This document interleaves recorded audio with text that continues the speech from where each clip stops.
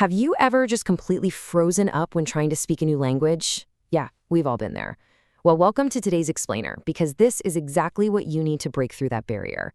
We're breaking down a really incredible approach drawn from Tom at English Unleashed, and the core premise here is just so simple yet honestly kind of revolutionary.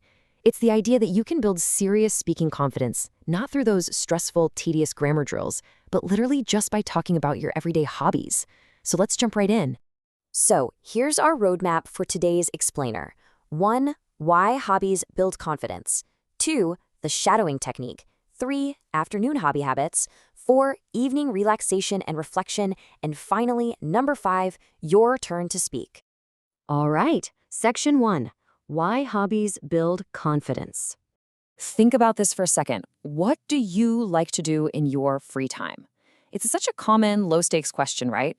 But honestly, answering this specific question is the secret key to unlocking natural conversational flow.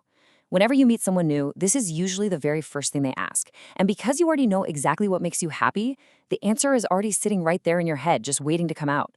Which brings us to this foundational philosophy. You don't need perfect grammar, you just need to practice and express your ideas. That's a direct idea from Tom, and it hits the nail right on the head.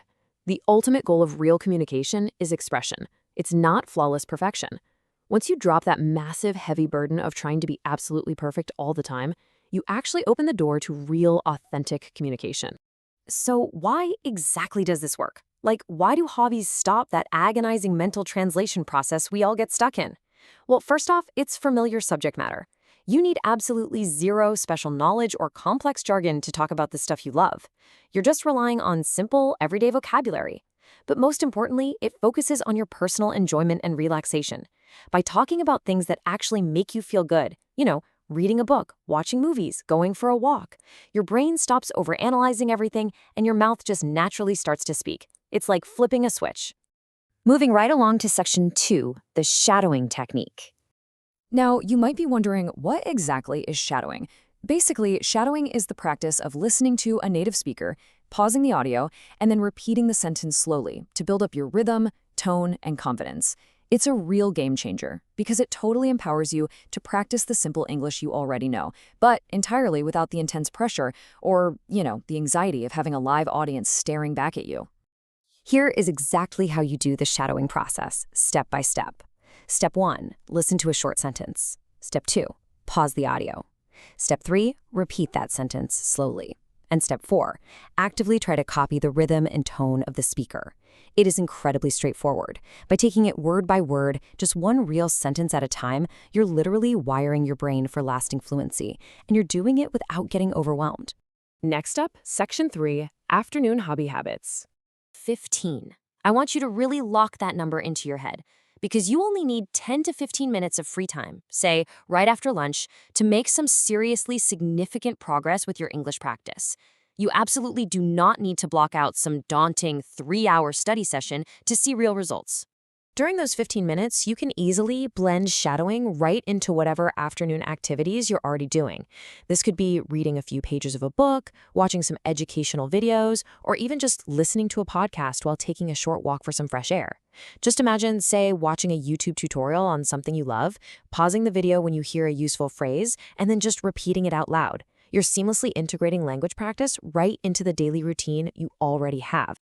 And that brings us to section 4, evening relaxation and reflection. Now, notice how this practice perfectly adapts to your natural energy levels throughout the day. Your afternoon habits are active. We're talking 10 to 15-minute bursts, educational videos, brisk walks. But your evening habits, those are all about slowing down. We're talking calming music, journaling, quietly reading a few pages before hitting the hay. This just brilliantly illustrates how smoothly language practice fits into literally any lifestyle without causing that dreaded burnout. To close out your evening, you're going to want to use this essential 3-step reflection routine. Step 1, simply think about what you learned or enjoyed most that day. Step 2, write a short note in a notebook. It can be super simple, something like, I practiced my hobby today and I feel happy. Step 3, write down just one new English word from the day. This quiet little reflection not only tracks your progress, but it gently cements your daily vocabulary into your brain while you rest. Finally, let's look at section 5, your turn to speak. Okay, here are some really fantastic sentence starters for talking about your hobbies. In my free time, my favorite hobby is, sometimes I enjoy. I'd actually highly encourage you to pause this explainer right now, take these prompts, fill in the blanks using your own interests, and just speak the sentences out loud. This perfectly simulates the interactive nature of the methodology we've been talking about. And remember, the goal here is just to speak, not to be perfect. Seriously, give it a try. Let's wrap things up with this really powerful thought. One sentence today, two sentences tomorrow. Progress happens step by step, sentence by sentence, day by day. Real fluency doesn't come from a textbook. It comes from consistently talking about the things that actually bring you joy. So as a focused learner who's ready to take action, I want to leave you with this final provocative challenge. What will you say right now? Go ahead, start your new habit today. Thanks so much for joining me for this explainer, and I really hope this sparks a brand new way for you to learn.